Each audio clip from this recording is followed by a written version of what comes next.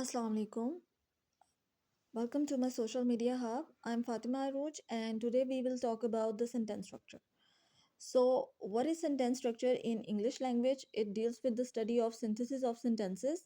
and joining them to make new sentences and new structures. आपने ये newspaper में देखा होगा कि लंबे लंबे जो सेंटेंसेस होते हैं पैराग्राफ्स की शक्ल के अंदर बहुत लंबे जो हैं वो सेंटेंसेस होते हैं पूरे पूरे पैराग्राफ्स जो है ना वो एक सेंटेंसेस के ऊपर कंप्राइज होते हैं तो उन जो डिफरेंट पार्ट्स ऑफ सेंटेंसेस हैं उनको जॉइन कैसे किया होता है वो वाया कंजंक्शंस किया होता है और इस तरह से कंजंक्शंस जो सबऑर्डिनेटिंग और कोऑर्डिनेटिंग कंजंक्शंस हैं उनकी मदद से हम बनाते हैं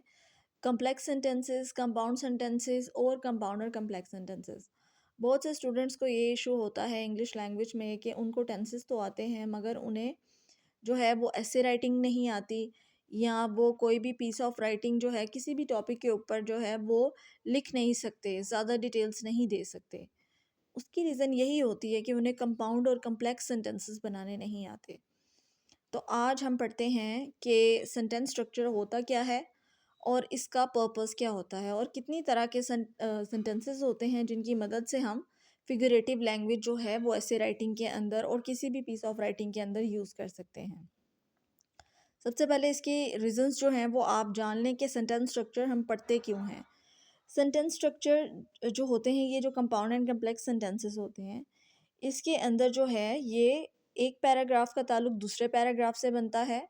और एक जो सेंटेंस होता है उसका ताल्लुक दूसरे सेंटेंस के साथ बनता है विद इन सेम स्ट्रक्चर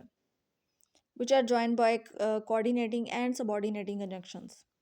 तो चार तरह के सेंटेंसेस हैं simple sentence compound sentence complex sentence and compound complex sentence सबसे पहले हम देखते हैं कि सिंपल सेंटेंस क्या है सिंपल सेंटेंस जो है that consist of only one independent clause एक इंडिपेंडेंट क्लॉज क्या होता है सिंपली जो एक सिंपल सेंटेंस होता है ना उसको हम एक इंडिपेंडेंट क्लॉज कह सकते हैं जैसे कि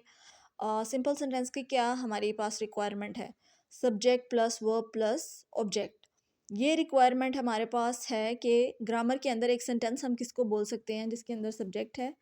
प्लस वर्ब है प्लस ऑब्जेक्ट है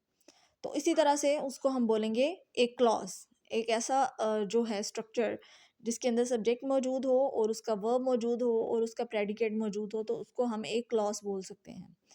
तो इंडिपेंडेंट क्लॉज को जो है हम एक सिंपल सेंटेंस के तौर पे भी ले सकते हैं और एक हम उसको क्लॉज भी बोल सकते हैं तो फिर इंडिपेंडेंट क्लॉज क्या होती है कि इसके लिए हम जो है वो डिफरेंट लेक्चर जो है वो तैयार करेंगे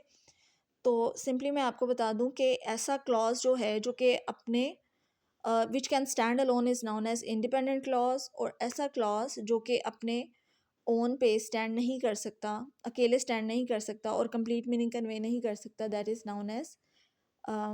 डिपेंडेंट क्लॉज और डिपेंडेंट क्लॉज जो है वो हमेशा सबऑर्डिनेटिंग कंजंक्शन से स्टार्ट होता है ये इसकी निशानी है ये आप याद कर लें तो one independent clause could be taken as one simple sentence जैसे कि इसकी एग्जांपल देख लें ये देखें अब ये जो एग्जांपल्स होंगी ना ये सिंपल सेंटेंसेस ही होंगे जैसे कि आई लाइक कॉफ़ी आई जो है वो सब्जेक्ट भी है अंदर वर्ब भी है और फिर ऑब्जेक्ट भी है तो ये एक सिंपल सेंटेंस है फिर मैरी लाइक्स टी ये भी एक जो है वो सिंपल सेंटेंस है the earth goes round the sun ये भी एक सिंपल सेंटेंस है और इसको एक क्लॉज भी बोल सकते हैं Mary did not go to the party तो ये भी इसके अंदर मैरी सब्जेक्ट है did not go to the party अब गो जो है वो एक वर्ब है तो ये डिड नॉट जो है वो इसके हेल्पिंग वर्ब्स हैं नेगेटिव जो है वो अंदर आ गया not and to the party ये इसका प्रेडिकेट है तो सिंपली जो है ये एक सेंटेंस स्ट्रक्चर के अकॉर्डिंग जो है ये एक सिंपल सेंटेंस है ठीक है अकेले स्टैंड कर सकता है अपना मीनिंग कन्वे कर सकता है तो यहाँ तक तो था हमारे पास जो है ना वो सिंपल सेंटेंस अब नेक्स्ट जो है वो कंपाउंड सेंटेंस हम दूसरे लेक्चर में पढ़ेंगे